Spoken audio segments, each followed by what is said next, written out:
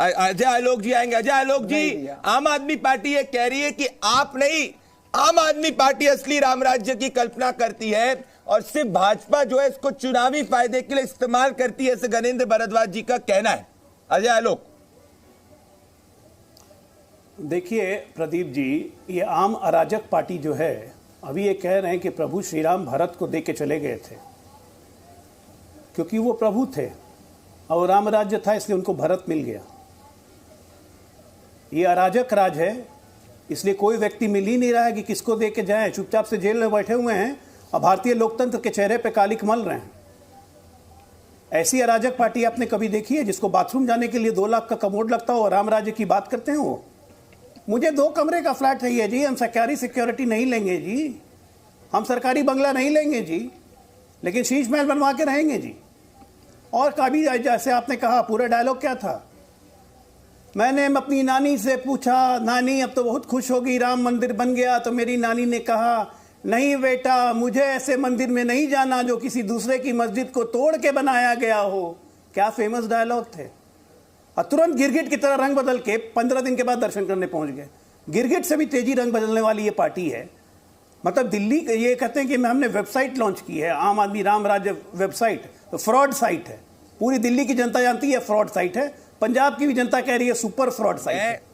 ये आदमी लोग, ये भारतीय लोकतंत्र पे धब्बा है। ये 27 दिन से जेल में बैठे हुए हैं और मुख्यमंत्री 3 स्टार प्रचारक जेल के अंदर, स्टार प्रचारक में नाम दे रहे हैं। कहां से प्रचार करेंगे वो? जेल के अंदर। सवाल है गणेंद्र जी, रिबट का मौका दूंगा। ये लोकतंत्र भारतीय लोकतंत्र ही है। गणेंद्र जी मैं आपको मौका दूंगा। भाटी जी मैं आ रहा हूं आपके अलायंस पार्टनर्स के पास ही आ रहा हूं, आपके पास आऊंगा मैं। पहले शुभांकर जी और गार्गी जी के पास आने के पहले 30 सेकंड्स का रिबटल का मौका दूंगा मैं आपको। मेरा सवाल है एक आपसे, गणेंद्र जी आपके पास ही आ रहा हूं, हाथ में बताइए। सुनिए ना, आपको ही बोल रहा हूं मैं। मेरा एक सवाल है, प्रभु श्री राम आदर्श की बात करते थे, मतलब हाई स्टैंडर्ड्स, बड़े आदर्श की, तो कभी भी कोई लांछन लगता था, जब तक वो लांछन क्लियर नहीं होता था वो त्याग की बात करते थे। आपको नहीं लगता कि अभी जो आरोप लगे, तो अगर आप प्रभु श्री राम राम राज्य की बात करते हैं तो उन आदर्शों के हिसाब से कुर्सी छोड़ देनी चाहिए जब तक आरोप झूठे नहीं साबित हो जाते? वीरेंद्र जी 30 सेकंड। प्रदीप जी अरविंद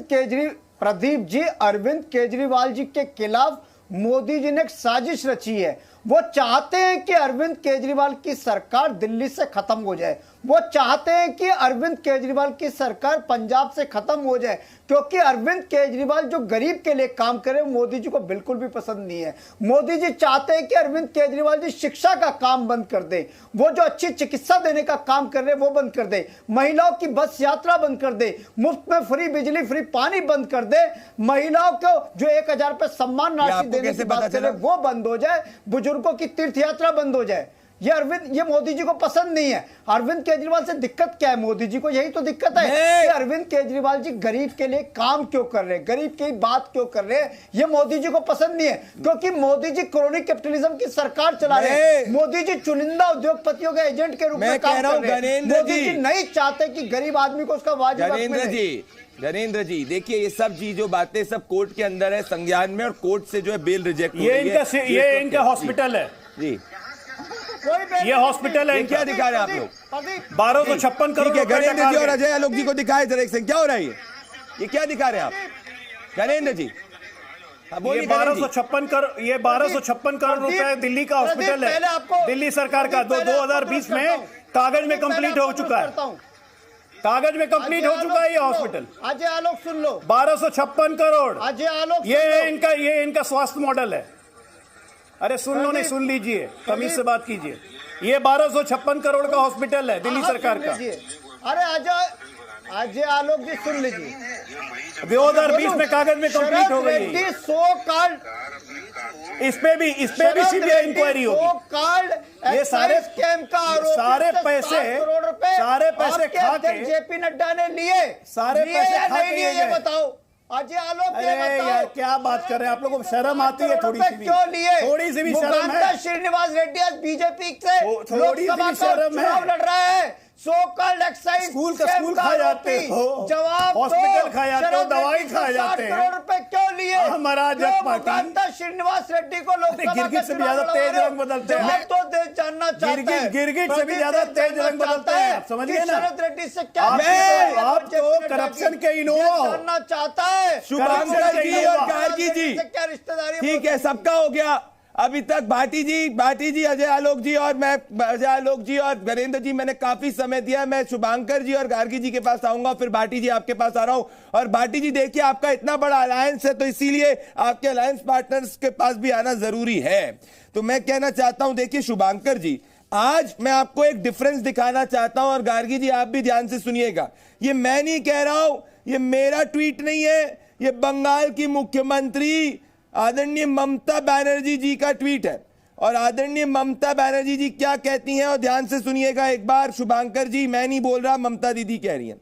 आज दीपावली के दिन कहती है कि रामनवमी के दिन कह रही है, सुबह 8 बजे का ट्वीट है, सबको रामनवमी की शुभकामनाएं, greetings to all on the occasion of Ramnavami. I appeal to maintain peace. ध्यान से, मैं अपील करती हूं कि शांति बनाए रखे। क्यों भाई, किसने हथियार उठाए, किसने क्या किया, ये अपील है। चलो मैं मान लेता कि आपकी नीयत साफ है, पर जब आप ईद के दिन पे विश करती हैं तो क्या लिखती हैं? My heartiest greetings to all on this joyous occasion of Eid ul Fitr. सबको ईद की बहुत बहुत शुभकामनाएं। भगवान ईद खुशी, सुख और प्रॉस्पेरिटी सबको लेके आए। यहां क्यों नहीं बोला आपने ईद के दिन कि I appeal to all to maintain peace? मुझे बताइए, ईद अगर आपकी सोच में सेक्युलरिज्म है तो ईद के दिन क्यों नहीं बोला कि सबको पीस मेंटेन किया जाए? शुभांकर जी। जी देखिए, वो ईद के दिन इसलिए नहीं बोला और आज के दिन इसलिए बोला क्योंकि ईद के दिन हिंदू जागरण मंच ने 5000 चुनावी रैलियों का दावा नहीं किया था, आज किया है 5000 रैलियों का दावा। प्लीज पहले चेक कर लीजिए। हिंदू जागरण मंच कौन है इसको मुझे बताना नहीं पड़ेगा, वो आपके यहाँ पे बीजेपी के जो प्रवक्ता लोग बैठे हैं वो आपको बता देंगे। 5000 रैलियों की उन्होंने पूरे बंगाल में मांग की है। तो यहाँ से बात शुरुआत होती है, क्योंकि यहाँ बात चुनावी रैलियों की है या धार्मिक रैली की नहीं है। धार्मिक से तो उन्माद इनको फैलाना है। बात यही है, जब आप दोनों पार्टों में जब आप बंटवारा कर देते हैं और हर चीज में आप डिफरेंशिएट करके आप पूछते हैं, ईद में ऐसा क्यों नहीं बोला? ईद में अगर उस समय प्रोसेशन निकाला होता तो ईद में भी बोला जाता। आज के दिन निकाला जा रहा है, आज बोला जा रहा है। दूसरी बात, भारतीय जनता पार्टी हमेशा, क्योंकि उनको वहां पे हिंदू पॉलिटिक्स खेलना है, जैसे आप लोग हमसे कहते हैं ना मुस्लिम पॉलिटिक्स खेलना है, एक्चुअली तो धार्मिक पॉलिटिक्स पर बैन हो जाना चाहिए ना। आप हमारे ऊपर ये तोहमत लगाएं कि हम मुस्लिम वहां पे राजनीति कर रहे हैं, ना हम आपके ऊपर तोहमत लगा पाए कि आप हिंदू राजनीति कर रहे हैं। लेकिन आप लोगों ने ऐसा ही वहां पे किया है। जब से आप गए, इससे पहले हिंदू मुसलमान कभी बंगाल में कभी हुआ ही नहीं। जबकि मैं आपको बता दूं, बंगाल में हिंदू बंगाली और हिंदू मुस्लिम साथ में बहुत अरसे से रह रहे हैं। लेकिन इसी बात को आप लोगों ने अपना चुनावी एजेंडा बना लिया। वहां पे अपना राज स्थापित करने के लिए यही तरीका आपने अपनाया कि वहां पे भी हम लोग यही दंगा कराएंगे। इसी तरीके से जो है हिंदू सेंटिमेंट्स को अगर हम लोग उनको चाबी लगा लगा के उनको हम भड़काते रहेंगे, चाबी तो लगाई जाए शुभांकर जी। सिर्फ हिंदू सेंटिमेंट चाबी लगने के लायक है। हिंदू के वहां पे दंगा हो सकता है, ईद के वहां पे कुछ नहीं हो सकता। हिंदू सेंटिमेंट्स को चाबी लगाई जाए, हिंदू सेंटिमेंट्स को धार्मिक उत्पाद बनाया जाए, सब कुछ में हिंदू को धूमिल करो, हिंदू की आइडेंटिटी पे क्वेश्चन करो, हिंदू उत्पादक है, सब कुछ हिंदू। तभी जाके कलकत्ता हाईकोर्ट में जाके आप कहते हैं कि प्रोसेशन शोभा यात्रा ना निकले, जिसको कलकत्ता हाईकोर्ट को रिजेक्ट करना पड़ा। और डायरेक्ट एक्शन डे भूल गए आप, जो आप कह रहे थे कि सब कुछ बराबर होता है। डायरेक्ट एक्शन डे 1940s का भूल गए आप शुभांकर जी। गार्गी जी, क्या बात है ये? जब देखो, जब रामनवमी के दिन धार्मिक चीजों की बात मत करो, रामनवमी के दिन ही सब कुछ। प्रदीप जी शुभांकर जी, बता दूं, मेरा नाम लिया गया है। गार्गी जी इनको 10 सेकंड बोलने दीजिए, फिर आइए। हाँ बोलिए शुभांकर जी। क्या लगता है जब आपको वही सुनने में आता है जो आप सुनना चाहते हैं? मैं सच सुनता हूँ और देश की जनता भी सच सुनती है। उन शब्दों को उठाया जो आप सुनाना चाहते थे। मैं तो आप